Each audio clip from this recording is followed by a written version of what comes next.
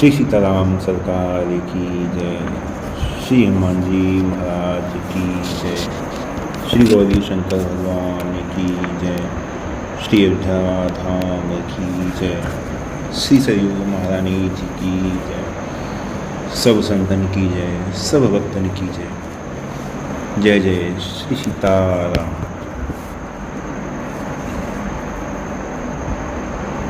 गोस्वामी जी महाराज के दिव्य चरित्र में अभी तक हम सभी ने श्रवण किया था कि किस प्रकार से साकेत में राम जी की लीला के अनुसार रामचरितमानस पहले हनुमान जी महाराज, फिर इनके द्वारा श्री वाल्मीकि जी और फिर श्री वाल्मीकि जी महाराज के द्वारा हनुमान जी को आदेश देकर जलमग्न करवा दी गई। और फिर नारद जी के पूछने पर किस प्रकार से राम जी ने नारद जी का जो शंका थी उसका समाधान किया। अब रामचरितमानस की रचना का जो आधार है वो दिव्य लोक में तैयार किया जा चुका है कि इस आधार पर रामचरितमानस की रचना कलिकाल में होगी। तो अब यहाँ से अब कलिकाल का जो समय है वो प्रारंभ होता है। आप सभी, जैसा कि पहले ही मैंने निर्देश दिया हुआ है, आंखें बंद करके आराम से शांत होकर तब कथा सुनिए।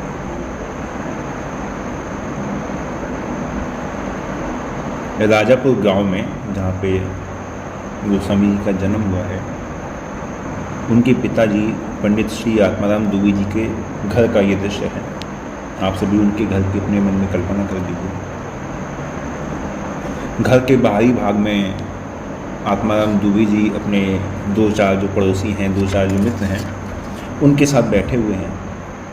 एक मित्र कहता है, पंडित जी, इतने विचारवान पंडित होकर आप इतना चिंतित होते हैं, आपको शोभा नहीं देता। तो आत्माराम जी कहते हैं कि भाई देखो, आपकी बात अपनी जगह पर ठीक है, लेकिन क्या करूँ, भाई व्यवहार में परिस्थिति के अनुसार हर्ष विषाद आदि का आना भी स्वाभाविक है। अब देखो, 12 महीने हो गए ब्राह्मणी को गर्भ को ढोते हुए, मतलब गोस्वामी जी 12 माह से गर्भ में है कि 12 माह हो गए ब्राह्मणी को गर्भ को ढोते हुए, पता नहीं कैसा बालक है इसके उदर में। तो दूसरा मित्र कहता है, पंडित जी कभी कभी ऐसा हो जाता है, हो सकता है कोई विशिष्ट अवतारी पुरुष आ गया हो। अभी कुछ दिन और धीरज धारण करके समय की प्रतीक्षा करो, भगवान से प्रार्थना करो, भगवान की कृपा से सब मंगल होगा। उतने में घर के अंदर से बालक के रोने की आवाज़ आने लगती है और कांसे की जो थाली होती है, वो थाली जो अंदर दाई होती है वो बजाती है। पहले के समय ऐसा होता था, कांसे की जो थालियाँ होती थी घर में, उनको बजाया जाता था। तो एक मित्र कहता है, लो पंडित जी, थाली बजने लगी। इसका तात्पर्य है कि भाई बालक का जन्म हो गया है। पंडित जी बड़े प्रसन्न होते हैं, बड़े प्रसन्न होकर घर के द्वार की ओर देखते हैं। उतने में एक बूढ़ी दाई अंदर से निकल के आती है। पंडित जी आपकी जय हो, बधाई हो, पंडितानी जी ने अभी एक पुत्र रत्न को जन्म दिया है। पंडित जी बड़े प्रसन्न होते हैं, धन्यवाद, जय हो प्रभु, जय हो। आपकी कृपा के बिना जीव की चिंता कौन दूर कर सकता है। दासी को पुरस्कार देते हैं, ले तू अपना पुरस्कार ले। दासी अपना पुरस्कार लेके वापस घर के अंदर चली जाती है। तो मित्र कहता है, पंडित जी बधाई हो, अब तो प्रसन्न हो। तो पंडित जी कहते हैं, भाई देखो, आप लोगों के आशीर्वाद और भगवान की कृपा से ये दिन देखने को मिल गया है। तो दूसरा मित्र कहता है, पंडित जी आ गया हो तो शहनाई वालों को खबर कर दूं। तो पंडित जी कहते हैं, हाँ हाँ ठीक है, आप शहनाई वालों को बुला लो। और पहले मित्र से कहते हैं कि देखो भैया, आप मेरे जो कुल पुरोहित हैं उनको खबर दे दो, ताकि बालक के जन्म नक्षत्र पर विचार विमर्श और करके उसका जो जातकर्म संस्कार है पूरा कर लिया जाए समय से। तो दोनों मित्र कहते हैं कि ठीक है, अभी लीजिए। दोनों मित्र ये कहते हुए उठ जाते हैं, अपने स्थान से उठते हैं। इतने में जो दासी गई थी अंदर, वो बड़ी चिंता में अंदर से बाहर आती है। उसके मुख पर अजीब सा भय होता है। दासी कहती है पंडित जी जल्दी आइए, भीतर आपकी बहुत आवश्यकता है। पंडित जी कहते हैं अरे पगली इतनी उतावली क्यों है, इतनी उतावली तो क्यों हो रही है, भीतर भाई जो कुछ करना है तो तुम सब मिलकर करो, मेरा भीतर जाने का क्या काम अभी, मुझे तो अभी जो बाहर का जो क्रियाकलाप है, बाहर के जो कार्यक्रम है उनको देखने दो। तो दासी कहती है कि बालक के विषय में ही कुछ विशेष बात है कि विचार करना बहुत आवश्यक है। तो पंडितानी जी आपको याद कर रही हैं। तो पंडित जी कहते हैं कि दो एक बात बता तो दे। तो उतने में पुरोहितों के साथ मुझसे लोग आ जाते हैं, पंडित जी को प्रणाम करते हैं। पंडित जी कहते हैं ठीक है आप लोग आसन ग्रहण कीजिए, सब बैठ जाते हैं। तो पंडित जी कहते हैं कि भाई एक दो बात तुम बताओ। तो दासी कहती है सुनिए, बड़ा विचित्र बालक है, अरे इतनी उम्र हो गई, मेरे चौथे पद का भी अंतिम भाग है, चौथे पद अर्थात 25, 50, 75 और 100 वर्ष की आयु के आसपास माता जी की आयु। वो कहती है कि मेरे चौथे वर्ष का भी अंतिम भाग है, लेकिन ऐसा जन्मतुआ मैंने अपनी ज़िंदगी में कभी देखा नहीं। अरे देखने की कौन कहे, मैंने कभी सुना भी नहीं। पहली बात तो यह है कि दूसरे बालक तो जन्म लेने पर रोते हैं, ये बिल्कुल नहीं रोया है। और दूसरी बात यह है कि ये जन्मते ही राम राम बोला। पंडित जी ने अच्छा क्या कहा, राम राम बोल रहा है? दासी कहती है हाँ, और मैंने नहीं, सबने बड़ा ही स्पष्ट सुना है। इतने में पीछे जो मित्र होते हैं सब बड़े चौंकते हैं, आपस में कानाफूसी होती रहती है। पंडित जी कहते हैं अच्छा ये तो बड़ी विचित्र बात है। तो एक मित्र कहता है पीछे से, सचमुच भाई ये तो बड़ी अभूतपूर्व बात सुनने में आई है। अरे ऐसा बालक जो जन्म लेते ही रोए नहीं और राम राम बोले, अरे भगवान का ये कैसा विधान, ये कौन सा देवताओं का संकेत है? दासी कहती है पंडित जी और सुनिए। पंडित जी कहते हैं सुनाओ सुनाओ। पंडित जी तीसरी बात यह है कि बालक के मुंह में 32 दांत मौजूद हैं। जैसे ये सब सुनते हैं सब बड़े गंभीर हो जाते हैं। उधर शहनाई वाले पहुंच जाते हैं, वो शहनाई बजाना शुरू कर देते हैं।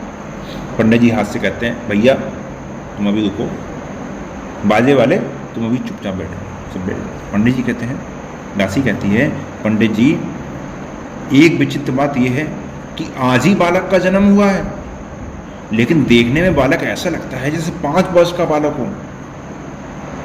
दूसरे मित्र कहते हैं हद हो गई भाई, हद हो गई, इस बच्चे की तो जितनी बातें हैं सब दुनिया से निराली हैं। दासी कहती है इतने में कि एक आश्चर्य की बात और सुनी है। तो पंडित जी कहते हैं क्या? तो दासी कहती है जो नाल काटने वाली मैरी थी वो कह रही थी कि जब नाल काटी उसने तो नाल काटते समय कमरे में बहुत जोर से शंख की ध्वनि स्पष्ट सुनाई दी, जैसे कमरे में शंख बज रहा है। मैं तो डर गई, और जितनी स्त्रियां थीं सबने उस शंख की ध्वनि को सुना, वो सब भयभीत हो गई। इतना सुनते ही सब एक दूसरे को बड़े आश्चर्य से देखते हैं। पंडित जी कहते हैं पुरोहित जी जरा चलिए तो इस विचित्र बालक को देखा जाए।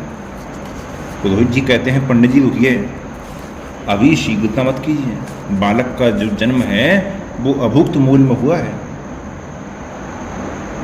दासी कहती है अच्छा अभुक्त मूल में? पंडित जी ऐसे लक्षणों वाले बच्चों को तो बहुत लोग राक्षस कहते हैं। पुरोहित कहता है जो भी हो देखो भाई, बालक है तो अनिष्टकारक। पंडित जी लंबी सांस लेते हुए कहते हैं अच्छा तो आप ही बताइए पुरोहित जी, ऐसे में क्या करना चाहिए? तो पुरोहित जी कहते हैं कि देखो भाई, ऐसे बच्चों का जो जीवन है वो टिकाऊ तो होता नहीं है, अभी कुछ और करने की आवश्यकता नहीं है। 3 दिन तक देखिए क्या होता है। यदि 3 दिन के बाद जीवित रहा तब तो इसके जो लौकिक वैदिक जो जातकर्म संस्कार है उनकी बात सोची जाएगी। तो इतनी बात कहकर पुरोहित जी शांत हो जाते हैं। इधर गर्भगृह में माता तुलसी की गोद में बालक होता है, सामने दासी खड़ी हुई है। ये आपकी कल्पना के लिए है कि अंदर माता की गोद में बालक है और सामने दासी खड़ी हुई है। तो माता तुलसी कहती हैं दासी से, चुनिया। तो चुनिया कहती है, हाँ आज्ञा दीजिए। तो तुलसी माता कहती हैं, है तो तू दासी, लेकिन ऐसे संकट में इतने प्रेम से, इतने उत्साह से तू मेरा साथ दे रही है। तू मेरी ओर से, तू मेरी धर्म की सखी है। तो चुनिया कहती है, ये आप क्या कह रही हैं? भी मुझे तो अपने चरणों की सेवा में लगाए रखिए, ये तो मेरा परम सौभाग्य है। मेरे लायक सेवा बताइए, मैं तो आपकी तुच्छ दासी हूँ। तुलसी कहती है, देख आज मेरे लाल को जन्म हुए 3 दिन हो गए हैं, मतलब गोस्वामी जी के जन्म हुए 3 दिन हो गए हैं, लेकिन हर तरह से मेरी और इस बच्चे की उपेक्षा ही हो रही है। पंडित जी तो इस बालक की छाया भी देखना पसंद नहीं करते हैं, दुख ही अलग से हो रहे हैं। तो चुनिया कहती है कि ये तो भाग्य की बात है, क्या कहा जाए। तो तुलसी माता कहते हैं कि देख इतना ही नहीं, लोग तो ये मना रहे हैं कि मेरा बालक कब मरे, किंतु मुझे तो ऐसा लगता है कि मेरा ये जो लाल है ना, ये बड़े उत्तम संस्कार वाला है, ये दीर्घजीवी होगा, लेकिन मैं इसका लालन पालन मुझे लगता है मैं नहीं कर सकूँगी। लगता है मेरे प्राण अब नहीं रहेंगे। तो चुनिया कहती है कि आप इतना घबराइए नहीं, धैर्य रखिए, भगवान भला करेंगे। तुलसी माता कहती हैं, हाँ तेरी बात भी सच है, भगवान तो अपनी तरफ से सबका भला ही सोचते हैं और करते हैं, लेकिन देख मुझे ऐसा आभास हो रहा है कि अब मैं बचूंगी नहीं, तो तू मेरी एक बात और मान लेगी। तो चुनिया कहती है, आज्ञा दीजिए, जहाँ तक बनेगा मैं पालन करूँगी। भाई मैंने आपका नमक खाया है, तो जीवन भर उसका जो फर्ज है मैं निभाऊंगी। तो माता तुलसी कहती हैं कि देख मुझे तुझसे ही आशा है, तभी तो मैं तुझसे आग्रह कर रही हूँ। देख मैं अच्छी तरह जानती हूँ कि धन से तू भले ही गरीब है, लेकिन भगवान ने तुझे हृदय का बड़ा धनी बनाया है। तो तुझसे मेरा यही आग्रह है कि मेरे लाल को तू इसी समय लेकर रातों रात अपनी ससुराल हरिपुर चली जा। क्यों? क्योंकि अब मेरे जो प्राण हैं वो निकलने वाले हैं, और मुझे विश्वास है कि मेरे ना रहने पर ये स्वार्थ, मोह और रूढ़िवादी ये जो अंधे लोग हैं ना, ये मेरे बच्चे को उठाकर कहीं फेंक देंगे, इसमें कोई संदेह नहीं। इसलिए क्योंकि मेरे बच्चे को सब लोग अनिष्टकारक ही समझते हैं, सब इसे देख के भयभीत होते हैं। चुनिया कहती है कि यदि आपकी इच्छा है तो मैं प्राण देकर भी आपकी आज्ञा का पालन करूँगी। तुलसी माता कहती हैं कि देख हो सकता है कि कुछ लोग तुम्हें भी इस बालक से होने वाले अनिष्ट का भय दिखाएं, लेकिन तुम घबराना नहीं, डरना नहीं, भगवान तुम्हारा भला करेंगे। ये मेरी आत्मा का आशीर्वाद है कि तेरा नाम अजर अमर हो जाएगा। चुनिया कहती है कि आप निश्चिंत रहिए, चाहे कुछ भी हो, मैं आजीवन जब तक जीवित हूँ आपकी आज्ञा और अपने दिए हुए वचन का पालन करूँगी। तुलसी माता प्रसन्न होती हैं, अच्छा तो ले, ये मेरी धाती संभालो, धाती अर्थात मेरा बालक संभालो। वो चुनिया की गोद में अपने बालक को दे देती हैं। चुनिया कहती है, हे गरीब नवाज, हे दीनबंधु रघुनाथ जी, आपकी लीला अपरंपार, आपकी कृपा का ही सहारा है, नहीं तो मुझ जैसी गरीबनी, मुझ जैसी तुझ दासी क्या कर सकती है। करत करावत नाथ तुम, चिपके पर दे माही, चाहे जिसको सुए से दे तुम्हारी लंबी बाही।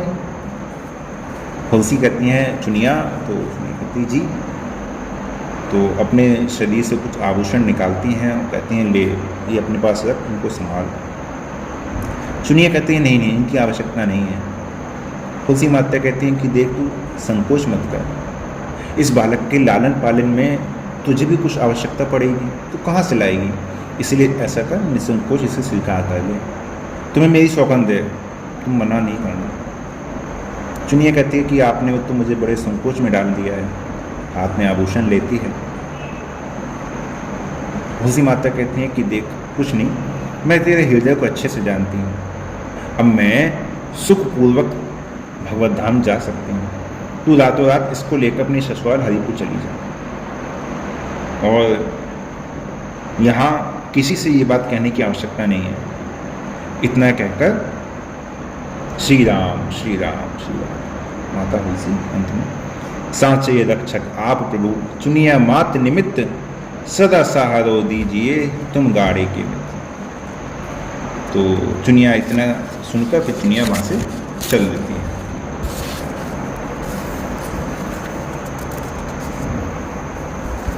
और इसके बाद जब चुनिया चली जाती हैं, उसके बाद जो माता तुलसी होती है उनका शरीर पूरा हो जाता है, उनका शरीर पूरा हो जाता है। और इधर जब आत्माराम दुबे जी को पता चलता है कि तुलसी का शरीर पूरा हो गया है, तो उनके शरीर का विधिवत संस्कार करवाकर, और उन्हें पता चलता है कि उनके बालक को तुलसी की जो दासी थी चुनिया वो ले गई हैं। तो वो सोचते हैं ठीक है, नहीं मारा कोई बात नहीं, वैसे भी राक्षस था, अनिष्टकारक बालक था, लेके चली गई, अच्छा हुआ, बला टली। इतना कहकर सब लोग अपने जीवन में फिर से लग जाते हैं। उधर चुनिया अपने ससुराल चली जाती हैं और वहीं बालक का लालन पालन करती हैं। बालक की उम्र राम बोलन का नाम रखा गया था गोस्वामी जी का। बालक की उम्र इस समय 5 वर्ष की है और उसी समय चुनिया का भी शरीर पूरा हो जाता है। और अब इसके आगे की कथा हम सभी कल श्रवण करेंगे। आज के लिए यहीं विश्राम।